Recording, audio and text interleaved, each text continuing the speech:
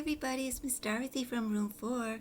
We're going to read a story today called Around the World, Birds. Another bird story. Let's see what it says. Here's the front cover. That's what it looks like. Around the World, Birds. Let's travel around the world. We will travel to find different birds. Let's start traveling.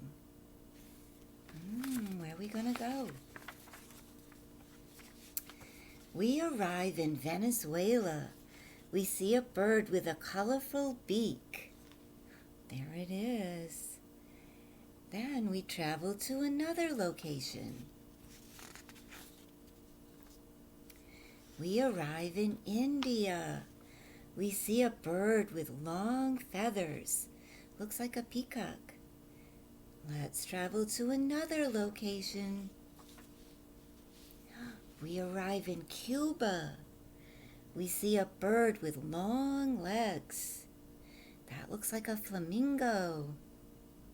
Let's travel to another location. We arrive in the United States.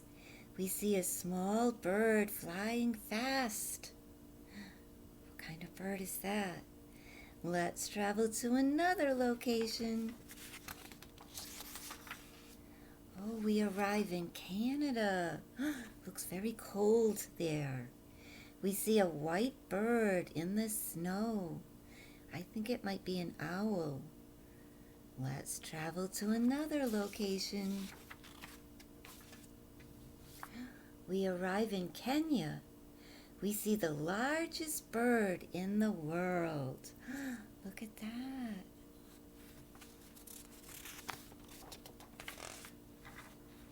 Okay, we saw birds from around the world. Travel with me again soon. And that's the end of our story. So let's see. Is there a question for today? Did you like reading and listening to our story together? Yes or no? Do you like birds and bird stories? Yes or no? There's no wrong answer. You can pick it. Thanks so much for being great listeners. Bye for now. See you again soon.